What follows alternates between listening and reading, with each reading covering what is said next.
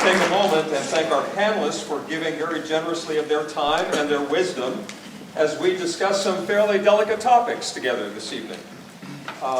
These are issues, of course, that we face here on this campus and in this community of Northwest Indiana on a daily basis.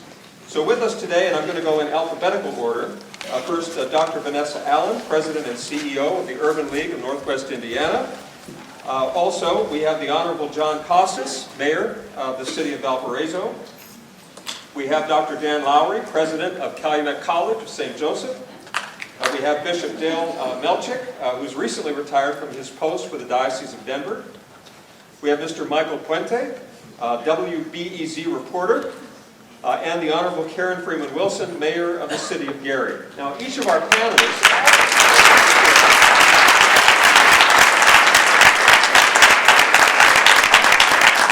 Each of these distinguished leaders have dedicated much of their vocations and careers toward addressing civil rights issues in Northwest Indiana. And their experience and their passion and their dedication to these matters is noteworthy and commendable. So panelists, I'm grateful for your leadership and your continued service as we work together to build a region where peace and justice and equality will thrive and where words will be more than words. They'll turn into action. At Valparaiso University, we have long been passionate about equality for people regardless of their race or ethnicity. This story begins many, many years ago. In 1948, Inez Parker became the first black student to live on the Valparaiso University campus. And with a desire to provide a welcoming gesture in this community, former President O.P. Kretzmann greeted her at the train station in Valparaiso and proceeded to carry her bags through the town to this campus to let everybody know that Inez Parker was welcome at Valparaiso University. In 1965, Valpo students and faculty traveled together by bus to Birmingham, Alabama to promote black voter registration. In the early 1990s, shortly after several racial incidents occurred in the community, more than 2,000 faculty and staff and students gathered together to discuss ways to make this university more inclusive, more open, and diverse. And it was during that time that former President Alan Hari said, quote, "So long as even one member of this community lives in fear of others, we will not be worthy of the name community."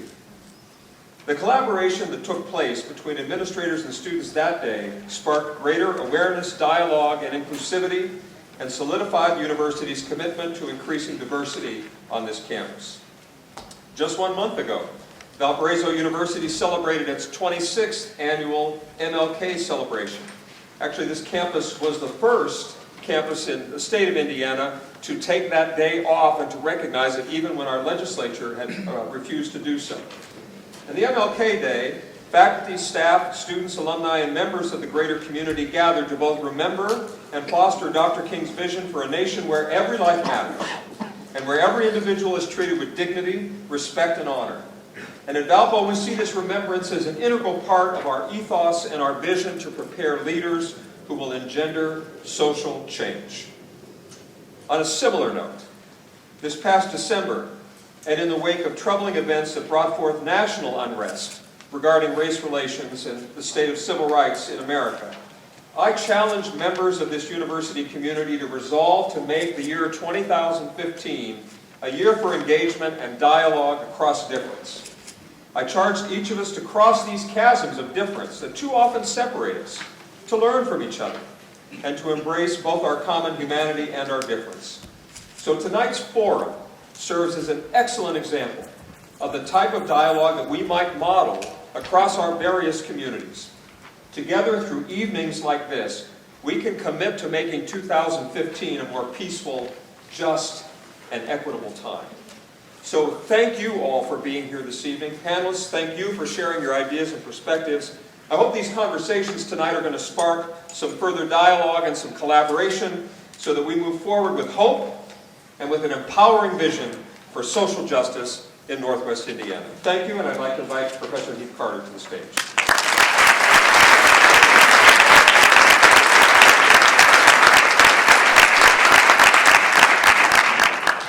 Thank you all so much. Thank you for being here for this important conversation. The title of tonight's program, Realizing the Dream, alludes to one of the most famous speeches in American history. Just over half a century ago, the Reverend Dr. Martin Luther King Jr. proclaimed from the steps of the Lincoln Memorial, "I have a dream." In the generations since, countless, especially white Americans, have insisted that the dream has been realized, that racism, a peculiarly Southern problem to begin with, has been rooted out, and that we have come to live in a colorblind, equal opportunity society. The rise of the United States' first black president in 2008 seemed to many to confirm this heartwarming story arc, prompting publications as varied as The Economist and The New Yorker to gush about the emergence of a post-racial America. But when the stun grenades exploded and the tanks rolled through the streets of Ferguson, Missouri this past summer, it was just the latest reminder that this belief, namely that the dream has already been realized, may be enticing, but it is simply not true. What are we talking about when we invoke the dream? We know that civil rights advocates certainly hope for a day when prejudice would be no more. King eagerly anticipated that, quote, "My 4 little children will one day live in a nation where they will not be judged by the color of their skin, but by the content of their character." But history tells us that the civil rights movement was never just about changing attitudes. Like countless others before and after him, King dreamed of full social, political, and economic citizenship for people of color. In a speech he gave in Memphis, just weeks before his death, he declared, quote, "Now our struggle is for genuine equality," which means economic equality. "For we know now that it isn't enough to integrate lunch counters. What does it profit a man to be able to eat at an integrated lunch counter if he doesn't earn enough money to buy a hamburger and a cup of coffee? What does it profit one to be able to attend an integrated school when he doesn't earn enough money to buy his children school clothes?" King's dream, a dream advanced also by many others who preceded and survived him, was about more than just eliminating bigotry. It was about the eradication of poverty and the restructuring of power relationships in a nation that was not only individually but also systemically racist. This dream is much more far-reaching than the one that many of us read about in our high school textbooks. It is a dream that remains unrealized even today in a nation where white people command 13 times the wealth of their black counterparts and 10 times that of Latinos. In a nation that imprisons more black men in 2015 than it enslaved in 1850. In a nation where the deaths of Michael Brown, Eric Garner, John Crawford, and Tamir Rice represent not an exception, but rather this chilling rule: that young black men are 21 times more likely than their white peers to be shot dead by the police. We need not look to Ferguson or New York or Cleveland, of course, to find evidence that the dream remains to be realized. We can look around Northwest Indiana, one of the most deeply segregated areas in the entire country. A region where 9 in 10 white persons would have to move for us to approximate integration. A region where race and class map all too neatly onto one another, indeed where poverty is intensely concentrated in communities of color. And I want to just show 2 maps. This is going to test your vision abilities here. This one I think actually is a little bit easier to see on this one. The color is a little bit better. This first map, if you can see the different colors of the dots, it illustrates the segregation of the region, with the blue dots representing African Americans, green dots representing whites. Latinos are in the orange. If you can't see this very well, it's very easy to access online. New York Times, Mapping America. You can sort of while away the hours looking at this series of data from the census. At least if you're a history professor, you can. I don't know about the rest. This second map shows that second piece of what I was talking about, that poverty is most intensely concentrated in this region. Those darkest blue areas on this map are also where we find the most people of color in the region. So, tonight we come together not only to mark how far we've come in the last 50 years, but also to reflect upon where we still need to go and how we might get there. It is an honor and a privilege to have such a distinguished panel of community leaders join us for tonight's dialogue.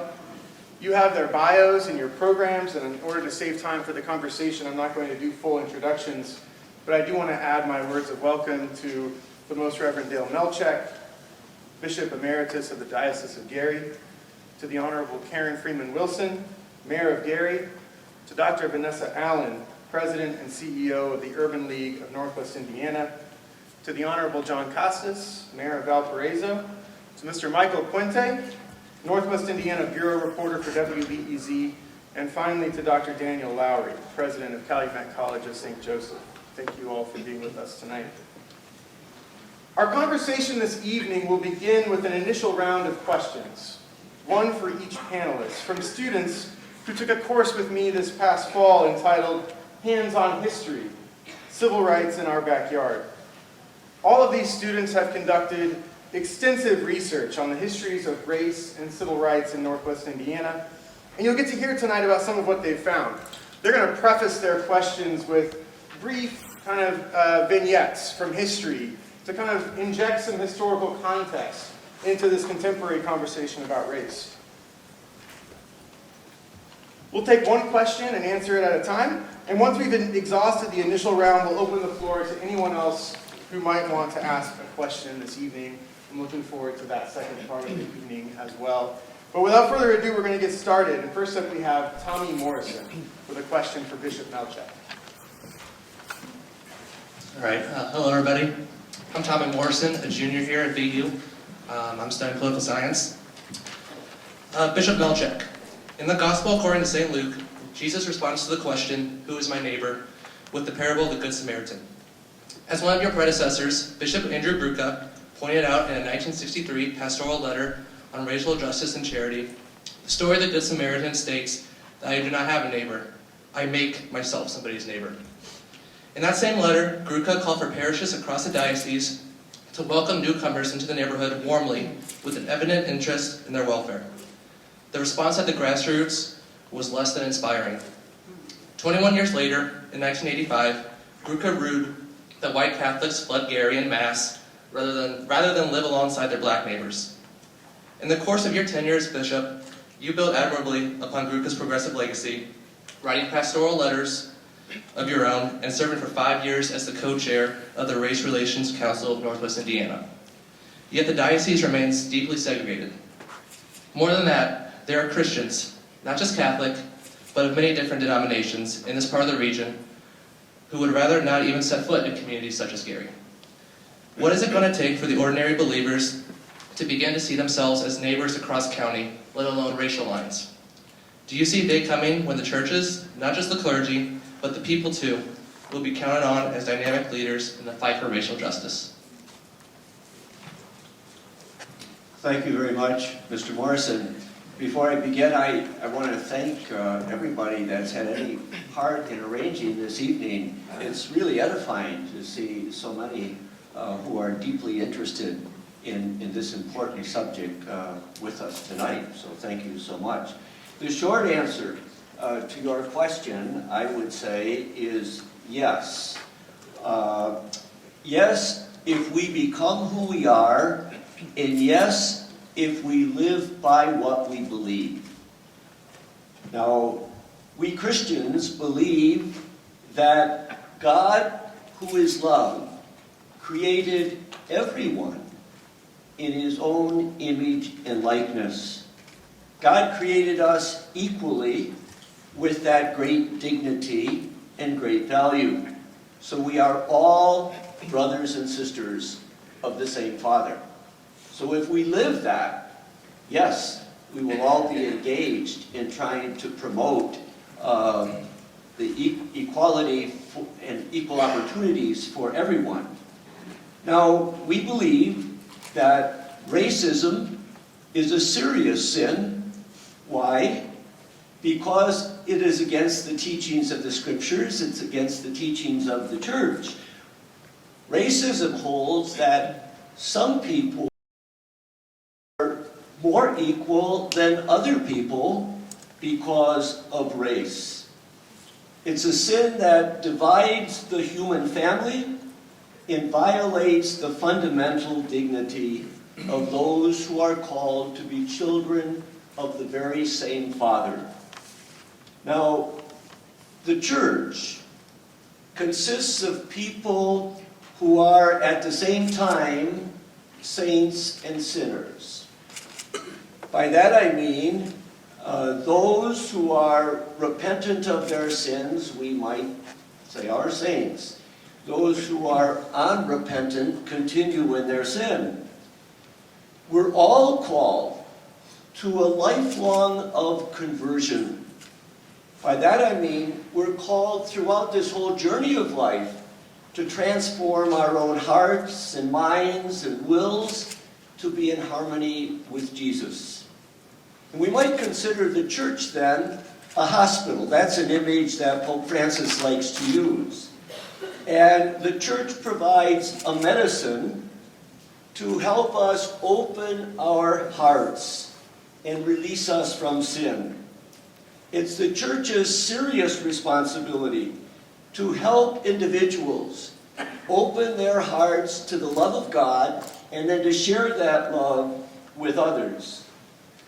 God made himself one with us in order that in Christ we might become one with one another. In other words, we must address racism in ourselves and be committed to the struggle of racial justice in our culture and in our institutions. I think the greatest advantage that we have in Northwest Indiana is our racial and cultural diversity. And I believe that racism is the Achilles heel, still, unfortunately, of Northwest Indiana. I convinced the leadership of the Diocese of Gary, which consists of 4 counties here in Northwest Indiana, to dedicate 3 years to addressing the sin of racism back in 2002. Not that we're ever finished. We have to stay at that, but that's going to be our major priority for 3 years. I wrote 2 pastoral letters, which I think are still on the internet, and developed study guides that went with these letters. And the intent was the people of every one of our 70 parishes and every one of our schools would break into study circles, as it were, and study the contents of these 2 pastorals. Now, why is that important? Because insecurity and fear and ignorance are at the root of racism. And we can only address this if we're willing to sit down together and listen to one another, to learn from one another, to share experiences and hurts, to come to an appreciation of each other as brothers and sisters. I might add that in addition to these study circles in our parishes and schools, we had 4 hearing sessions in the 4 sections of our dioceses, which were very well attended. Hundreds attended each of them, where we invited people who had suffered the hurts and the pain of racism to share their experiences with the others, so we might know what's in the heart of one another. And then finally, we filled Holy Angels Cathedral for an atonement service. And again, that was completely filled. Fortunately, I was speaking with Mayor Costas about that. Now, our schools, our 3 high schools and 17 grade schools, are becoming more and more integrated. I'll let Dan Laurie tell the wonderful story of Calumet College of St. Joseph later. But one example of what we're doing in an ongoing way, on Martin Luther King Day last month, at Andrean, we took all 650 students, plus the faculty, to the theater, to 4 different theaters, to see Selma. And after viewing Selma, we asked that the students in each classroom discuss what they've learned from viewing Selma. And then I gathered the entire student body with faculty to address further, to unpack the lessons that we should have learned in viewing Selma. But those kinds of activities continue. I want to say that regarding the flight from Gary was indeed tragic. Upon my arrival in '92, I looked at that gem of the cathedral, which is right in the heart of Gary, Holy Angels Cathedral, renovated it, and bought dilapidated housing around it to build some significant, beautiful parking areas. And since that time, we have held all of our major liturgies and happenings of the diocese at the cathedral. So we bring people from across the area to the cathedral where they have a beautiful experience many times a year. And I think that's one way to begin addressing that terrible problem. In the Jubilee year 2000, and the anniversary also of the diocese, which was founded in 1957, we had that at the Genesis Center. 5,000 people came to each of those. And then we processed through the streets of Gary to the cathedral, where we had further prayer and sharing of food and dancing and the like.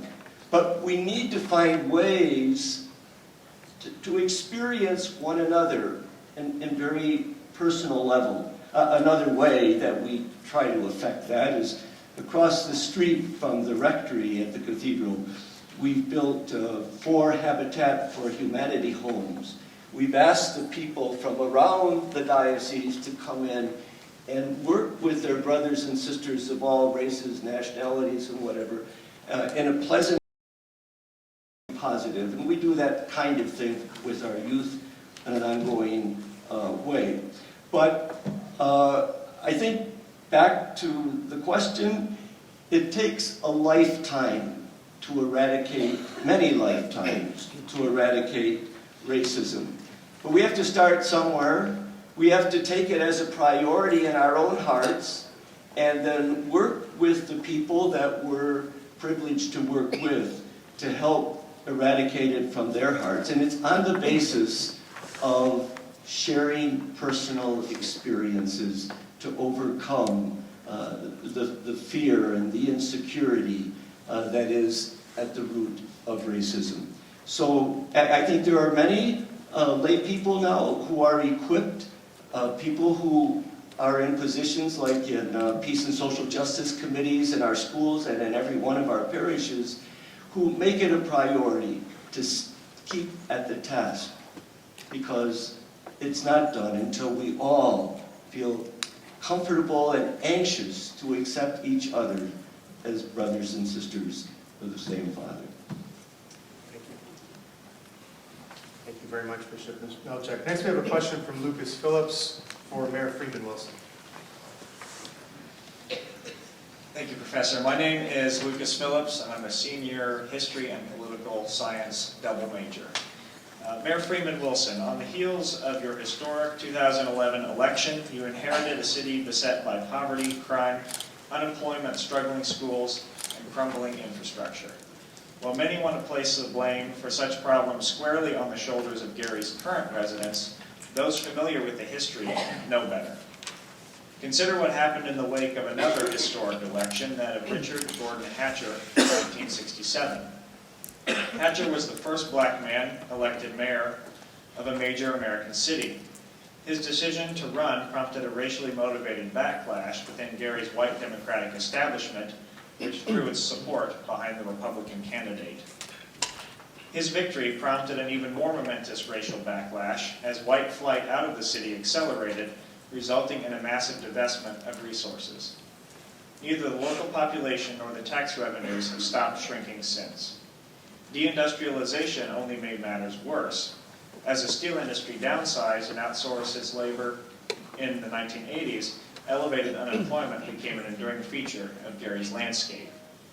Given the overwhelming magnitude of such problems, many have long given up on the city, and yet it remains home to more than 80,000 human beings, some 90% of whom are people of color.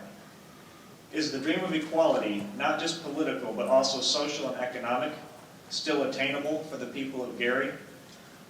And is there reason to believe that at some point in the near future, the city might be able to attract back the kind of business and well-resourced people that would leave it better poised for resurgence? Thank you. Thank you, Lucas. First and foremost, let me thank President Heckler as well as Professor Carter for the opportunity to join this august panel and talk about what we all know to be an important and provocative issue. And as I look down the line, almost to a person, all of us have been heavily involved in either the Race Relations or the Quality of Life Council. And I think it really cuts to the core of what we're talking about tonight, because it does impact the quality of all of our lives. And it's not just one race, it's not just one gender, it's not just one religion. It is the quality of all of our lives, because we are intertwined and inextricably linked. To answer Lucas's question, you know, I look at it, and it's actually two questions, and it's a hard question too. Thanks, Lucas. But to really look at it, when you talk about inequality, I first have to say and acknowledge that it is elusive, but I also believe that it is attainable and achievable. But in order to achieve it, I think that we really do have to make a commitment to address some of the underlying issues that have plagued not just this community, but so many other communities throughout the course of history. The first is poverty, and I think Professor Carter really outlined that well. And when we talk about poverty, you're looking at a community that has one of the highest percentage of people living in poverty in the country. And so in order to address the challenges that we have in the city of Gary, we have to be committed to addressing poverty. And it's not just raising or lowering the percentage by bringing people who are not poor in, but it has to address the quality of life for those who live in poverty by addressing education, by providing employment, and by really addressing some of the underlying social challenges that allow and that cause people to find themselves in poverty for generations. Now, you know, I'm not sitting here to tell you that this is an easy undertaking, but what I will say to you and what I say to our team every day is it's something that we have to do. And so that comes through working in concert with the schools. It comes in working in concert with those who provide jobs in our community. One of the shining examples that I like to talk about is the work that we've done with NIPSCO. Now, you know, that seems really unlikely, right? Because people don't think of NIPSCO as being a company for social change, but they are. And so shortly after getting into office, one of the members of their leadership team came to us and said, you know, we're going to need new employees. We're going to need new employees in the building trades. We're going to need new people in operations, and we'd like to develop a partnership with the city of Gary and the building trades. Are you interested? And I said, absolutely. And so we all sat down. Randy Palmatier from the building trades of Northwest Indiana, Forrest Hayes, who was at our Economic Development Corporation, and said, how do we create this ladder, this opportunity for people who live in the city of Gary, who are inclined, who want to work, who want to do better, who want to have additional opportunities. Do we have to provide training? Yes, we do. Let's do that. Let's work with organizations like the Indiana Plan to do that, like the Urban League to get that done. And what does that look like? And what are the goals that we're going to set? And what's the definition of success? So that's just one opportunity. It can't just be one organization. It has to be multiple corporations who are willing to do that. And for those who come to Gary, we always talk to them, businesses that is, about the importance of job creation for Gary. A way to get that done. And through the course of the last 3 years, we've been successful in helping to create 1,000 jobs for Gary residents. So I know it's something that works because economic development without clear job creation for local residents is only half of the solution to the challenges that we have. So we have to deal with some of the underlying issues: poverty, race, and the bishop has talked so eloquently about that. The only thing that I would add to what he's already said about the underlying challenge of race is that I don't want to talk to you all about race, right? Because you're here, you get it. I want to go to the living rooms of folks in Leroy and East Chicago, of Snyder and Hammond, of St. John and Gary, and all points in between, and have that conversation. And obviously I can't go to all of those living rooms, but what I can do and where it can start is to go to our communities of faith. I think that the bishop was dead on when he focused on what happens in the different congregations throughout the Catholic Church. But it can't just be parishioners in the Catholic Church. I think it has to be the United Methodist Church. I think it has to be in all of the churches throughout the communities. And I understand that everybody doesn't go to church. I get that. But I think that if we start there, then those individuals will begin the dialogue with their friends. The second part of Lucas's question dealt with how do you get people to reinvest? How do you get well-resourced people to come back to the community? The good news is it's happening already. And that's what I'm excited about. When we took office 4 years ago, to say that we want people who were born in Gary, who were educated in Gary, but who have been able to distinguish themselves in their career, or who have started careers in a way that it would really change the face of government in our community. And so we were able to recruit folks like Richard Leverett and Stephen Marcus, who are in the audience today. People like B.R. Lane and Deirdre Green Campbell, folks like Forrest Hayes that I talked about earlier. And to a person, these are individuals who were educated in the Gary Community School Corporation, who graduated from those schools and who went on to Howard and Harvard and Vanderbilt and Yale and so many other places, and who distinguished themselves in the corporate community very often. Don't want to forget about the University of Chicago and Indiana University, or Valparaiso for that matter, lest I be in big trouble.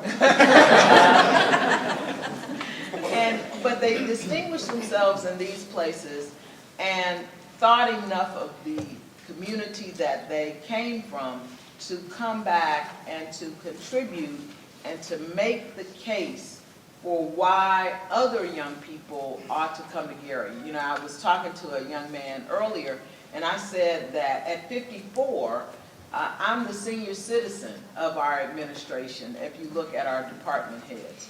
And I think that speaks volume about a new generation of young people, and certainly Vanessa has seen this in the Urban League, Dan has seen this at Calumet College, who want to come back to the city of Gary and who want to contribute.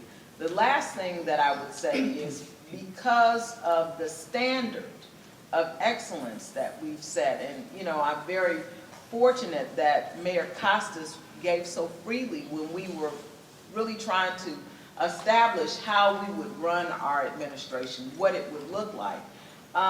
Because of that standard of excellence that we've set, businesses are coming because they understand that when we say this is how it's going to work, it works that way. And you don't have to worry about any vagaries. When we say that we have people who are willing to work very closely with you to make sure that you are able to get things done, that we will provide the employees that you need and that they will be qualified and that they will be excited about working, that it happens. And once they share their story, because good news can travel as fast as bad news, then we will see and have seen more and more businesses who have come to our community. Thank you very much, Mayor Freeman Wilson. Next we have Charlotte Soderman with a question for Dr. Vanessa Allen. Thank you, Professor. My name is Charlotte Soderman, and I'm a junior political science major here at VU. Dr. Allen, people of color face difficulties not only in Gary, but across the entire region. From this fact springs the Urban League of Northwest Indiana's mission to improve the social, educational, and economic conditions of African Americans and other minority groups in Lake, Porter, and LaPorte County. The Urban League has a proud history of doing just that, not only here, but across the whole country.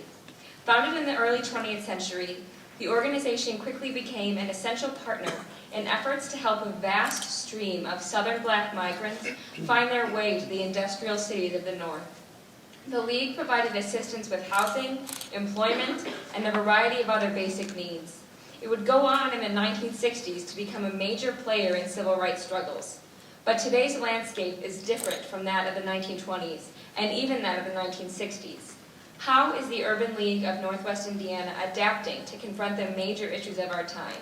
Think, for example, of the phenomenon that legal scholars and historians are calling variously the new Jim Crow, the carceral state, or mass incarceration society, namely the vast and disproportionate incarceration of persons of color in our society.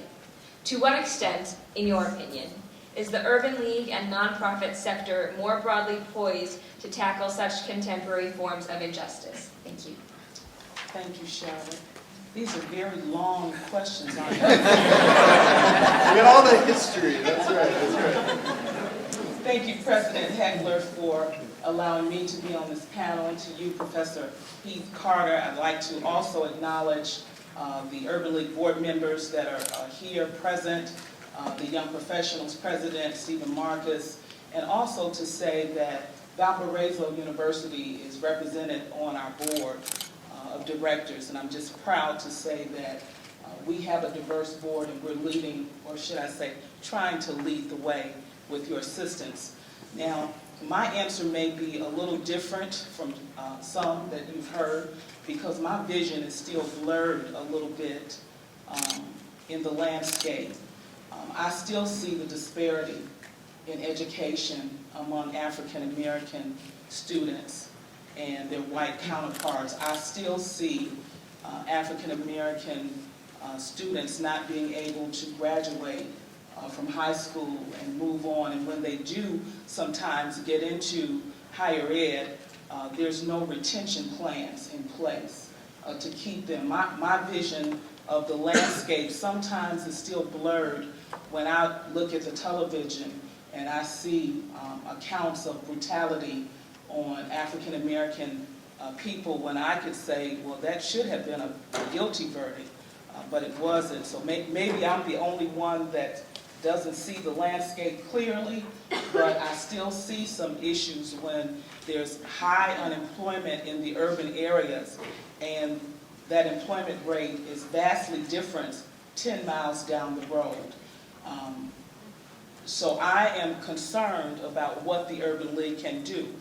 We're doing the same thing that we have done almost 100 years ago when George Haynes, the African-American social worker, a PhD from Columbia University, and Ruth Baldwin Standish, a privileged white lady, came together and founded the Urban League. We're doing the same thing now that we did then. We're trying to make sure that people have an opportunity. We are advocating for those people that have no voice, and we're trying to have those critical conversations that sometimes people don't want to talk about. We're trying to bring to the table that the study circles, as you talked about, Bishop, are still in place, and more so, we're trying to empower the youth of our community, because many of our youth will say to me, well, Dr. Allen, we don't remember that. We can't really align ourselves or reflect with what Dr. King was doing. Well, we have those conversations about what's happening in your school.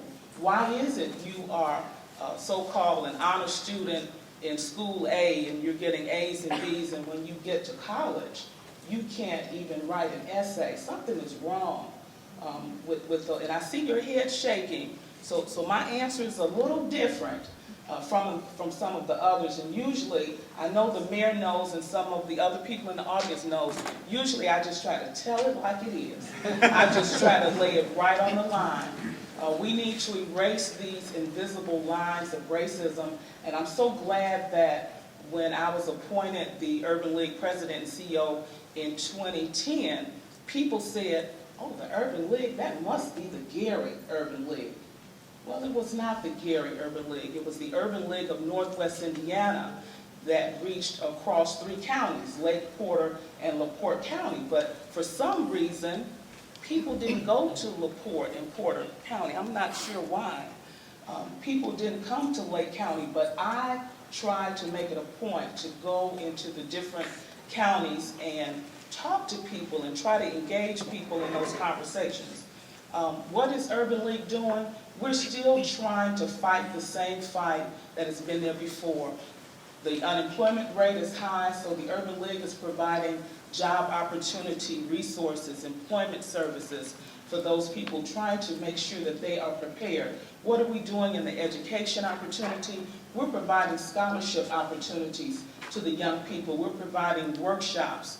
What is the Urban League doing? Well, I'm the senior person, I believe, around my camp too, Mayor. So we're engaging the young professionals. The young professionals is the age group between 21 and 40. Every now and then, I'm still in the group, but we're trying to engage those and empower those 21 and 40-year-olds to go out and remind and encourage and empower people to say, let's have a conversation. What are we doing around the Urban League? For the past 3 years, we've had a diversity and inclusion luncheon, and now recently a symposium to bring people from all 3 counties together and acknowledge the opportunities that they've shown in promoting diversity in their employment, in their workforce, in their community. What are we doing? We're trying to continue that conversation on race relations. What is the best way to do that is to have a conversation. We're trying to continue putting the STAN group up front. Maybe you don't know about STAN. That's the group over there from Maryville High School. I think it stands for, tell me, socially together. Right on, that's the group right over there. Those are a group of dynamic young people that come and present at the diversity and inclusion luncheon every year. Sometimes it takes our children, our youth, to lead the way and make sure that we understand that they're looking to us for examples, they're looking to us for leadership, and that's what we need to do. We need to show a united front, and we need to be together in our outreach when we talk about diversity and what's happening in our community. And last but not least, I'd just like to say, I welcome each and every one of you to look at our website, www.ulofnwi. Remember, we stand for Lake, Porter, and LaPorte counties in education, employment services, and diversity and inclusion. And if I don't say anything else from this meeting, I'm glad you're here, but the action really happens when you leave here, when you leave this place and go out into the community, when you leave this place and you try to help another brother or sister, whether they be white, green, purple, red, whether you extend your hand to help them move forward in their educational goals. The action starts outside of this room, and the conversation starts sometimes right in your own home. Thank you. Thank you, Dr. Allen. Next, we have a question from Patrick Olson for Mayor John Costas. Thank you, Professor Carter. My name is Patrick Olson. I'm a senior history and criminology major here at Valparaiso University. Mayor Costas, Valparaiso was long a community for whites only. A stronghold of the Klan in the 1920s, the city counted as late as 1960 only 10 African American residents. When, in ensuing decades, black families began to trickle into Valparaiso, they and their scattered local allies were met often with threats, a fact that did not faze one of your predecessors. In a 1976 interview, Mayor Eldon Kuhl declared, quote, "The community does not shoo blacks out, but it doesn't entice their brothers and sisters, cousins or friends, to move in either. I'm very well satisfied with the way the Valparaiso community treats its black population." End quote. In the last 2 decades, people of color began to move in the city in greater numbers, only to confront, in many cases, enduring hostility. In fact, since 1990, Valparaiso has experienced more bias-motivated incidents than any other community in Northwest Indiana. Your administration has condemned such attitudes and actions in no uncertain terms. Moreover, in 2008, you appointed an advisory Human Relations Council to work on making this a more welcoming community. To what extent has its efforts borne fruit? Consider the issue of minority hiring, which was raised by another advisory body to the mayor's office as early as 2001. Countless studies suggest that a surefire way to counter implicit and explicit racism is to increase the diversity of your workforce. How many persons of color work in the city of Valparaiso? What steps is your administration taking in order to make progress on this front? Thank you. Thank you, Patrick. Well, first, let me say how pleased I am to be here this evening. I really enjoy these events because all change begins with conversations. And not just people talking at each other, but people listening more than they're talking. And so I appreciate the opportunity. And also, I think this is the best organized event I've ever been a part of. Heath did a fabulous job. Left no room for error, so thank you, Heath. It was a little shocking to hear some of those things and to know some of the unfortunate history that our city has in this issue, and that's tragic. And then to relive my childhood, because I grew up in Gary, and I was part of the White Flight. I was 10 when my family moved. And I've always wondered what happened, because it was a wonderful childhood. And I went to school at John Board, and Me too. you're younger than I. Okay. Right next to Horseman, and it was a beautiful. I mean, it was an integrated school. It was a very progressive school, and I had a wonderful childhood. I remember riding the bus from my home. I lived on West Fifth Avenue, downtown by myself as a 10-year-old, as a 9-year-old, and buying a record at Comaze. I don't know if you remember that. That was a place to buy records. And the listening room. Yeah. And I think it's hard to understand what happened, but you have to remember it was the epicenter of the country. And the angst of the country really centered on Gary, and that's why it changed. The change occurred so quickly, so tragically, really. And I really appreciate the mayor's efforts. She's become a good friend, and any way we can help. But in any event, that's the background that I have. Now, when you ask the question, what's been done in Valpo, I guess I could say two things: quite a bit and not enough. And so what I'd like to do is touch on some of the initiatives. When I was elected in 2004, we began having conversations about this issue. And I know my police chief, Michael Brickner, is here, and when I got my leadership team together, this became an issue that we were going to talk about, an issue that we were going to change as best we could. And so it began with conversations, just like all change has to. So we identified it early on. And the other thing, the reason for change is simply the right thing to do. You don't really need another reason other than that. But also what I began to see as I looked at the demographics is the numbers are changing all over the country. Every community is changing. Okay? We are becoming a nation of greater color. That's a beautiful thing. Okay? But it's a reality too. And a good leader will acknowledge it and say, okay, well, what are we doing to get out in front of this? So it became a practical issue too. And I think if you look at the demographics, our minorities have doubled in the last 10 years. It's pretty significant. And so the demographics are affecting every community, whether it be Valparaiso or communities all around this country. And so we wanted to get out in front of that as we looked at it. So we began having these conversations internally and externally. We created the Human Relations Commission. And why? Because in today's postmodern world, leadership is not about top-down. It's not working that well anymore. Good leaders understand that change has to happen organically. And so they have to be good listeners. And they have to listen to the people that they serve and empower them and build bridges. And again, that's part of what this is about, and that's part of the approach that we've taken. And so we created a commission to advise us and to tell us where we're wrong, and to tell us where we can improve, and to have a place for those to go who feel that they've been wrong.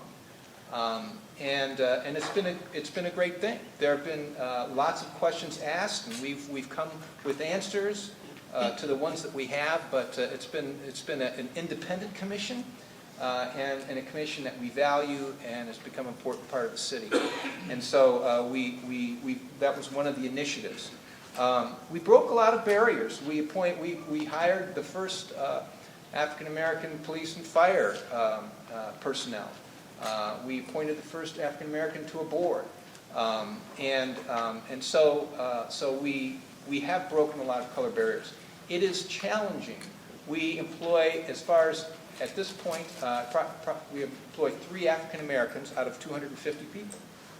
They are in our in our fire and 1 in our police. We would like to hire more. It is challenging. We don't get as many applications as we'd like. We would like help on this issue, and we've gone to job fairs, to minority job fairs, and so it's an area we want to improve upon, and we need some help in this area. So we expect that to improve in the days ahead.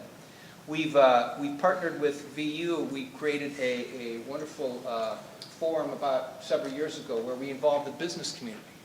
We have to get sectors talking to each other: government, education, business and labor, nonprofits, and the faith community, all engaged in this. And so in that case, we brought the business community, and the theme was, this is an opportunity. This is not something that we have to do or we feel guilty about doing. This is a missed opportunity. How do we take advantage of it? How do we build the bridges to be better than we are? And so we've had lots of opportunities, and this being another one. If you went to City Hall today, to our City Hall downtown, you would see 2 30-foot banners of Martin Luther King. You wouldn't have seen that 30 years ago. And that is a fabulous story that needs to be told and told again. And I personally led conversations on Martin Luther King Day. I made a point to, of course, participate here, but also to lead myself conversations on that important day. So we've issued proclamations in support. We've also, one of the things that we're particularly proud of as our community has grown, we created a bus system. Not a lot of cities our size are creating bus systems. A lot of people said it's a waste of money. What we've seen is that it is part of really social fairness and opportunity. It's unbelievable how many people ride our bus system. It was up again over a year ago, 8% this year, and we partnered with VU on that. So what it's doing is it's allowing more people of different socioeconomic classes to participate and be part of our community. So there are conversations to be had, but there are also things to do to flow out of those conversations. I want to mention our Valpo Next. Many of you know we just engaged in a year-long visioning opportunity of with our citizens called Valpo Next. It's about giving us a vision for the next 10, 20, 30 years. In fact, Elizabeth Lynn, Elizabeth, raise your hand, was one of the citizen co-chairs of this. She did a fabulous job. And part of inclusion is reaching out, not waiting for people to show up at your doorstep. We reached out and made sure every voice was heard. Okay, let's be honest about where we're at, but let's also say, let's have a different conversation about how do we work together to bring about meaningful change in the days ahead. Thank you, Mayor Casas. Two more questions before we open it up. The next is from Christina Crawley for Mr. Michael Puente. Thank you, Professor Carter. Hi, my name is Christina Crawley, and I'm a senior social work major here at the university. Mr. Puente, Michael Brown was shot in Ferguson, Missouri on August 9, 2014. The very next month, this region experienced a controversial policing incident of its own. On September 24th, Hammond police officers stopped an African-American woman for driving without a seatbelt. The officers proceeded to ask the man in the passenger seat to produce his identification and to get out of the car. In the moments that followed, tensions escalated. A child in the back seat caught the culminating moments of the stop on film. As one of the officers smashed the front passenger side window with his club, tased the passenger, dragged him out of the vehicle, and arrested him. In the course of covering this story, which has garnered attention not only in Northwest Indiana, but across the region, you spoke with the mayor of Hammond, Thomas McDermott Jr., who declared, "They want this to be another Ferguson, but it's not, and it's not going to be." He was right, of course, and that we've yet to see anything here like the protest St. Louis has witnessed in the recent months. Yet the shooting of Michael Brown brought a number of pressing questions to the forefront, including ones about police brutality in communities of color, about the racial composition of police forces in comparison with that of communities in which they work, and about local law enforcement's growing access to military-grade technology and weapons. Having covered the region for 20 years now, can you identify any local trends when it comes to this thorny nexus of issues? Are we here in Northwest Indiana one incident away from being Ferguson, or are there important differences between our respective situations? Well, thank you for that question, Christina. Can you repeat it?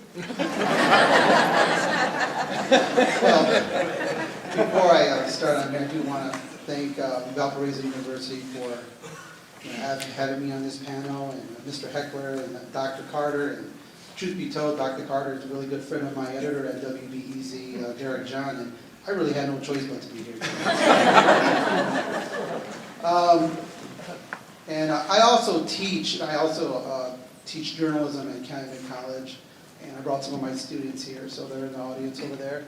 And it's also nice to see some students from Maryville High School, where my daughter Stephanie goes to school there, so go Pirates. I would say that it's unusual for me to answer questions. I'm usually asking. So everybody up here, I've covered them before, all of them. And they all have their notes up here, all nice and neat, and I'm scribbling over here. So hopefully I'll get to all my points.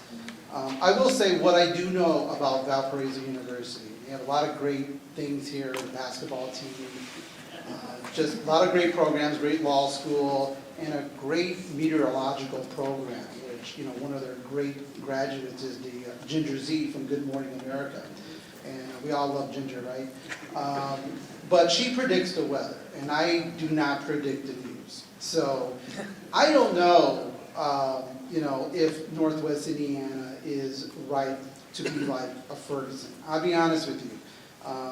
When the story broke, when the lawsuit was filed and everybody reported on it, the thing about being a reporter with WBEZ and actually working out of the Northwest Indiana Bureau, I grew up in this area. And a lot of times I'm sort of pinpointed, they accuse me of being sometimes a defender or too much of a promoter of Northwest Indiana.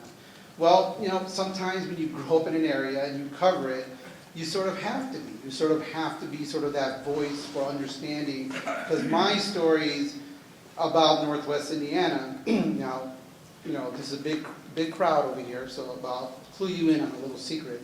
My stories aren't really for Northwest Indiana. They're for the Chicago listener. So when the story broke, I was really surprised about it, and I was kind of shocked. Because the way it was being reported was, well, an Indiana incident. Then the national media picked up on it. And, I knew it as Hammond. I grew up next to Hammond. I grew up in East Chicago. And, it's not Podunk, Indiana. It's Hammond.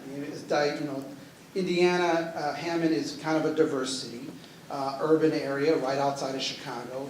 So an incident like this made Hammond look really, unfortunately, look really bad. And, and it's kind of amazing because it has such, clear diversity in Northwest Indiana, but Hammond was made, and Northwest Indiana was made to look like it was Southern Indiana. And we have so much diversity up here, but we don't tend to embrace it enough. And we tend to think of Northwest Indiana as different. You go to all over Indiana, and we're the region, right?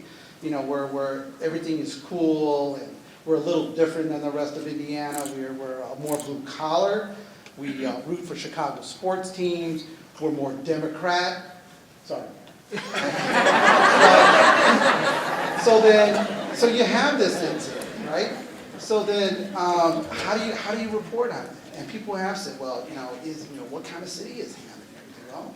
Well, I have covered Northwest Indiana for a long time, but there isn't a day that goes by that, I don't learn something new. I was shocked to learn that, the Hammond Police Department, had very few African Americans in their city, on the police force. I was shocked to find out that, there is this ongoing conversation, this dialogue, but it's a tough dialogue in Hammond with the African American community and the Hammond Police Department. I didn't realize that.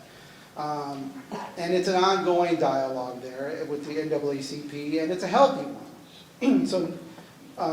So what I'm really getting at is that, they asked me, is, Hammond or Northwest Indiana right to be sort of, have another like Ferguson type event? I don't think any area of the country is immune from that. Certainly not Northwest Indiana. But there just definitely has to be more discussion, more dialogue, especially with holding police accountable. And in Northwest Indiana, there just isn't. I reported on this. In fact, I reached out to a professor here at Valparaiso University to help me with that question on holding police accountable, and not just white police, Hispanic police, and black police, because there is, unfortunately, harassment going on. A lot of people don't know that what led up to the arrest of the individuals was basically Hammond Police Department got a grant to enforce, seatbelt violations, minor seatbelt violations. So, but what could be construed as just trying to be a little bit tougher on enforcement, blew up into this international stories. I mean, I filed stories on this to the BBC that they were interested in it. I don't know why, but they were. So from that little incident, was it worth stopping these people for 15 minutes so it could become a national news story? Some of those police initiatives can turn into harassment, but at the same time, there is also, you gotta, especially in Northwest Indiana, police are confronted with dangers every day, whether, it doesn't matter how small the city is, like Maryville. I mean, this past summer, we saw a Maryville police officer get shot and killed. And people came out from all segments of society, black, white, Hispanic, young, old, to pay tribute to that officer. And in Gary, same thing. And black police officers, Hispanic police officers, white police officers, they are confronted out there on a daily basis with dangers. And they get the training, I mean, split-second decisions. I recently, back in August, had a chance to actually spend a whole night with the Gary Police Department on patrol in Gary. And I can tell you, it was difficult. Race issues wasn't involved, but it was certainly driving with an African-American patrolman, stopping young African-American kids at 3 o'clock in the morning on Broadway. One of them had a weapon. I mean, you see it from both sides. And, I don't want to sit up here sounding like we're bashing cops or bashing the public. I just know, though, that there needs to be more dialogue, more conversation, more embracing of diversity everywhere, not just in southern Lake County, in Crown Point and Maryville and Lowell, but in East Chicago and in Hammond and in Gary. We don't embrace the diversity of Northwest Indiana. Until we do, this area is just not going to move along as well as it should. So hopefully that answered the question. Thank you, Mr. Quinte. And finally, Katie Bernabé, a question for Dr. Dan Lowry.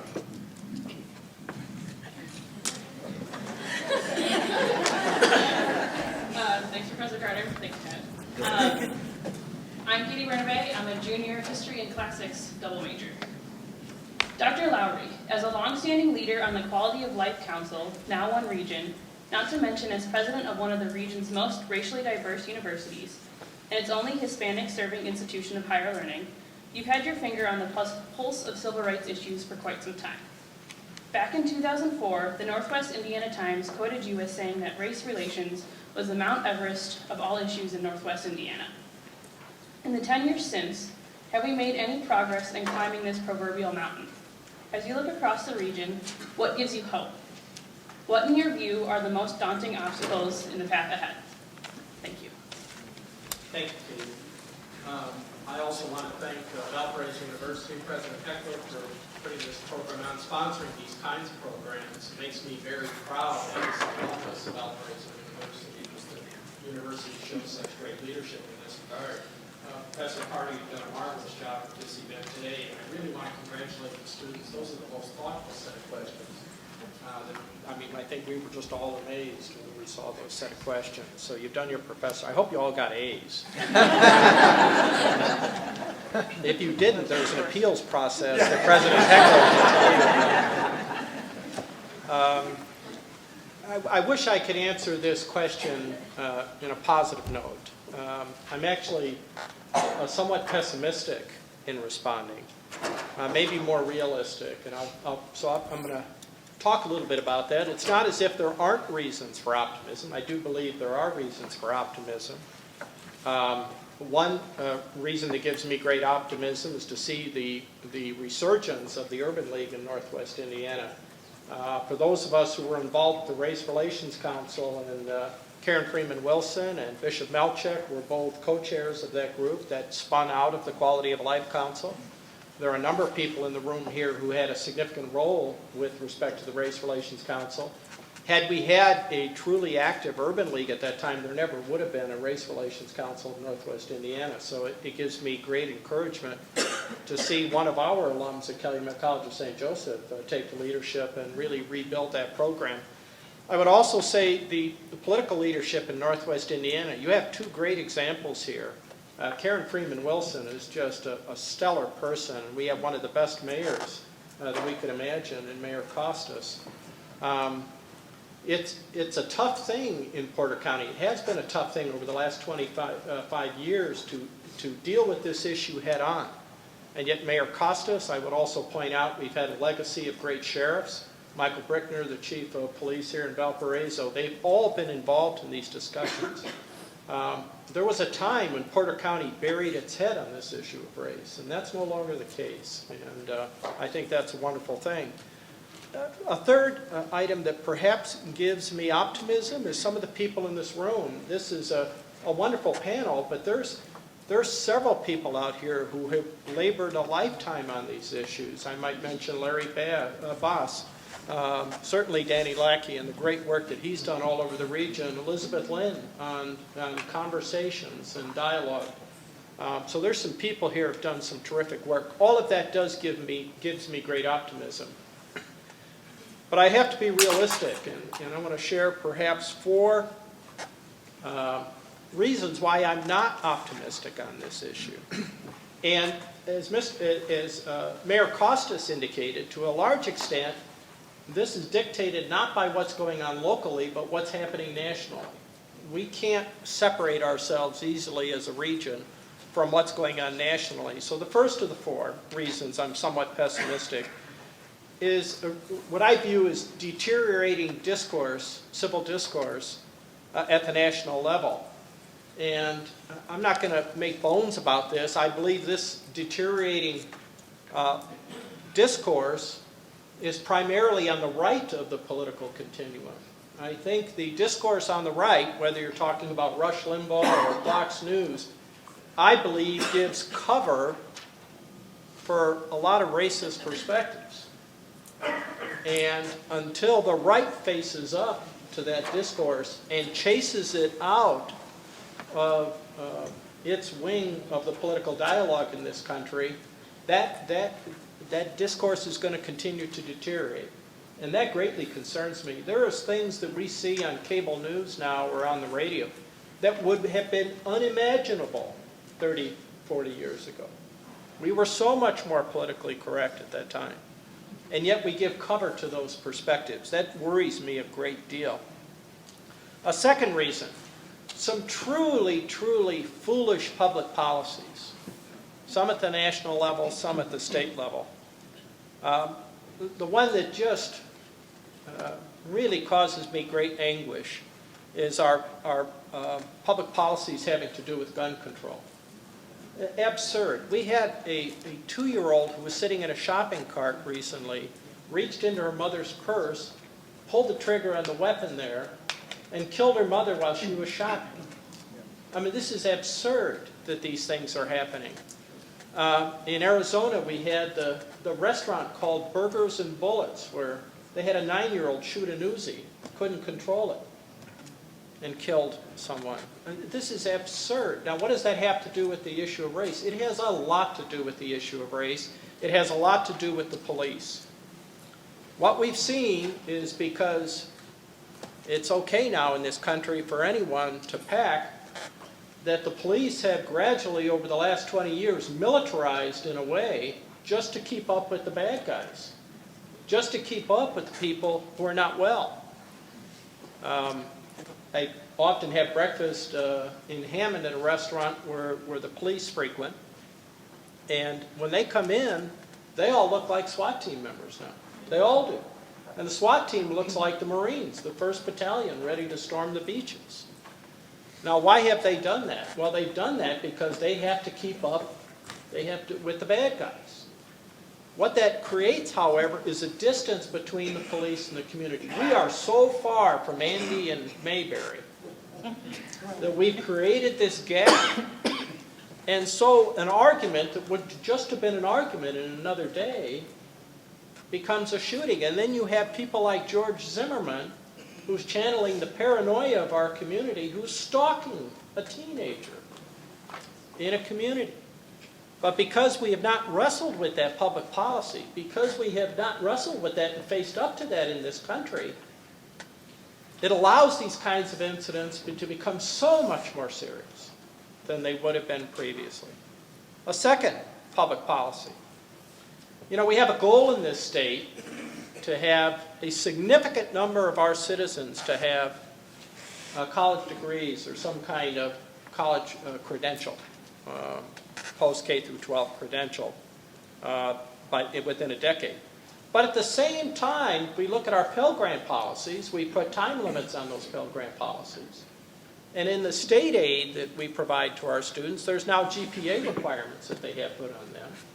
In addition to that, we've said unless you've got a Core 40 diploma, which many of our students in our urban communities cannot receive because of the nature of their school systems, what we've done is we said we're only going to fund people who come from great school districts that are well supported by their communities.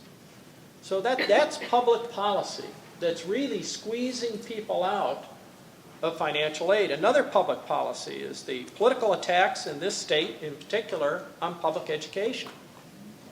We're rapidly de-skilling public education. And an issue that I have very mixed feelings on is charter schools. Charter schools are not helping this situation in rebuilding public education. Another public policy, lack of coordinated housing policy, which means that our urban communities have to provide the vast majority of multifamily unit housing. We don't share that among our communities, which means we have more poor people in our urban communities. And finally, in the state of Indiana, and I know the draft budget was supposed to come out today. I know the mayors have been tracking this. I haven't had a chance to track it today. But the RDA, which is one of the great funders of economic development in our urban communities, is in great risk, and we're at great risk of losing that. So my second reason for being somewhat pessimistic is where I see public policy going in this country. We have a lot of opportunities to address significant issues, and we're letting them pass by because they're too hot to touch, or because the political divisions are just so great that we have gridlock. Notice that most of the public policies that I just mentioned are race neutral on their face. They are not race neutral in their impacts. So we have to get more sophisticated in how we analyze these public policies as well. Third reason I'm very pessimistic, our society's abilities to produce jobs seems to be waning. We've had a jobless recovery. And unless we can provide the dignity of work for everyone who wants to work, we're going to have social dysfunction, particularly in our poorer communities.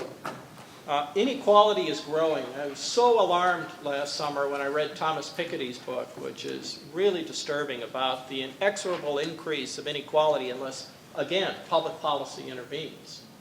So that's a very worrisome concern. And the fourth reason is, and again, this is just being frank, the continuing decline of traditional family structures. It is just really, really difficult in a community, a challenged community, to raise children when you don't have strong school districts, where churches are not as impactful as they were at one time, where basically you don't have the village that can help the single parent. And that really undermines our potential to address so many issues. I'm coming to a close here, but this really came to me in a very significant way. I spent a lot of my professional life working in the city of Gary, so I care deeply about the city. But I had the opportunity to travel to Haiti and spend time in Haiti with Bishop Melchek last January. And we were in the poorest diocese in Haiti. So if you're the poorest diocese in Haiti, you're pretty darn poor. But what occurred to me was that the world has passed Haiti by in many respects. Ships don't need to dock. There's no need for commerce from Haiti. Dominican Republic has cut off its border. In essence, it almost seems when you're there, when you see the absolute collapse of currency, no jobs, the world doesn't need Haiti, and it's washed its hands of Haiti. And I came back, and I was driving through Gary, and I spend a lot of time now in East Chicago and Hammond. To a certain extent, there's an analogy, I think, there to our urban communities. That it's almost as if in Indiana, Northwest Indiana, many of our communities, many of our citizens have washed their hands of Gary in our urban communities.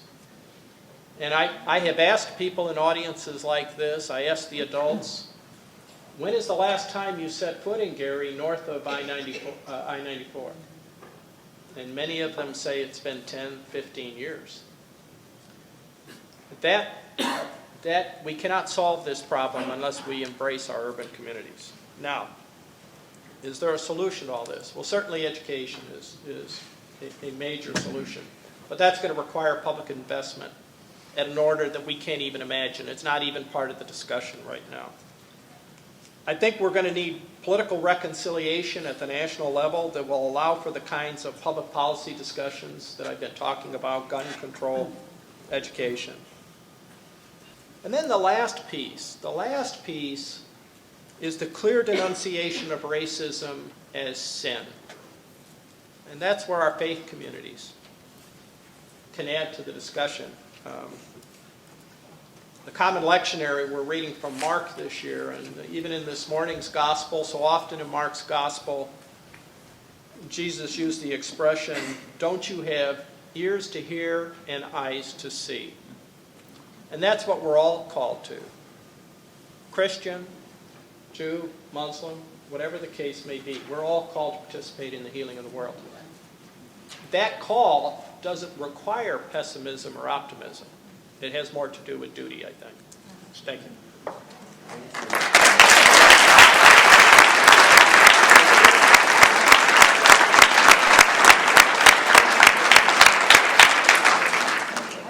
So I know that we're running a little behind. We had a history professor and 6 public leaders, so maybe that was to be expected, I don't know. But can I take 15 minutes of your time? I know some of these folks have come with questions. Is that okay? You're buying dinner? Okay, yeah, exactly.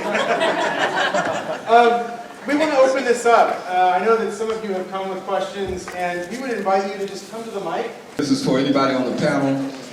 My name is Dr. Gregory Jones. I represent the Northwest Indiana African American Alliance here in Valparaiso and throughout the region. And this is a concern that I have that I need someone to help me understand. There's no one has mentioned any process or structure for the advancement and sustaining of a cultural equity and diversity structure in the region. No infrastructure. After 25 years, we're still talking about the same things. What specifically do you suggest beyond dialogue to address this resistance to diversity in this region and address the institutional and individual racism that shows itself in every educational, academic, business, and community presence in this region? Anyone want to take that? Well, I believe that we need to begin to stand up and take note of what Dr. Lowry was saying. We're all responsible to a great extent on what happens in our schools and in our communities. Look at your board of directors. Is your board of directors diverse? Have you invited different people of different ethnicities on your board of directors? Is something going on in your educational system? If you've been there 20, 25 years, what have you done to make a difference? Have you been adversarial, or have you been a leader, and have you provided some structure in the area that you work in and you live in? I believe all of us can point the finger and find fault in a number of people, but it takes a strong leader to try and make a difference. It takes a lot of prayer, and it takes a lot of people working together for the good. If we are our brother's keeper, and if we want to make a difference, then the Urban League is poised to bring those collaborations together. I can't do it by myself. I ask that all you join with me. And in fact, we do have representation on our board from Valparaiso University. The bishop is represented on our board. The mayor is represented on our board. Calumet College and many others. It takes all of our minds, strong, young, old, and mature, to come together and be the leaders we are, so that we can, what did I say, go out of this room and take action. We hear it, it's just like in the church. We come to church and we hear the word, But the action and what's needed is really to go out into the community and talk about those changes and to educate the students, to educate those that are coming behind us. Yes, my mother, we moved on 3rd and Arthur Street in Gary. We were the first African-American family on that block. And my mother decided to appoint herself the block club president. And she would go to wait until I came home from war, and she would knock at people's doors and introduce herself and say, this is who I am, this is who we are. And I remember the days we used to have block parties. We would block the block off, and we would it was a melting pot of all ethnicities, all diverse. We would just come together and eat all kinds of good food. I still have those pounds on me now from that delicious food. But we used to talk to each other. Now we don't even look at each other. We pass by each other and act like we are invisible people. So I say to the structure, there is some structure in line in terms of pulling together. And it's called communication. It's called collaboration. And it comes from the humanness in you of wanting to make a difference. You're not too young, you're not too old to make a difference. We just need to come together. So call the Urban League, and we will talk about what Maryville schools are doing, what the Gary schools are doing, what the East Chicago schools are doing. We will start talking about and having those conversations to make change. But I say to you, let's not sit back and talk about it. Let's do something about it. Thank you. Professor Carter, I just want to add in terms of what Vanessa has said, some specific initiatives and the STAND organization. I know that Danny has talked long about getting into other schools, so that's important. The study about the Urban League's diversity, not just the luncheon, but the forum that has talked about the work of the YWCA, the work that's going on in human relations commissions, not just in Valpo and Hammond and Gary and East Chicago. All of that work is significant to making a difference in the racism and some of the other challenges that you see in Northwest Indiana. Dr. Carter, can I add something? I'm not a policymaker. I report on the policies, but as an outsider looking in, when people leave jobs, sometimes there's an exit interview as to why are you leaving, what position you're taking. Maybe there can be a sort of exit as to why are they leaving. And if race is one of the issues that are coming up, ask them what was it about the community you like. Well, there's too many African American communities, there's too many Hispanics, or too many poor people. And maybe try to convince them, if it's not too late, to stay, make it better. Or maybe you don't want those people in your community in the first place. So maybe good riddance. So just a suggestion. Briefly, I mentioned this earlier. Top-down leadership, changing. You can't change people's hearts by fiat or by enacting a law. If there's going to be change, it's got to start organically with the people. And I think leadership in the future, we put too much emphasis on our leaders. They're going to save us. They're going to come up with all the ideas. It really has to start among the people. And when that kind of change happens, the leaders have to change and respond to that. So it's really up to every one of us to be serious about this and other issues. And unless the people are, no lasting change will happen. Let's go to our next question.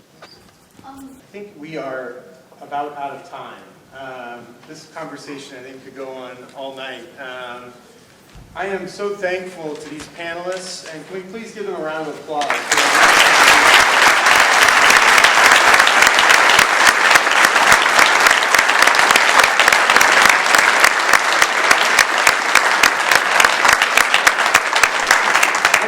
I think almost every one of them said at some point tonight was that this forum isn't the answer. And I want to affirm that and send you all out into the night with that thought, that this isn't where the conversation and the action should end, that this evening will be most meaningful if it sparks new relationships and opportunities for collaboration. I hope you will take up Dr. Allen on our invitation to look at the website and email and be in touch with these people and with one another, because that's what we're going to need if we're going to realize the dream in Northwest Indiana. Thank you all very much for being here tonight.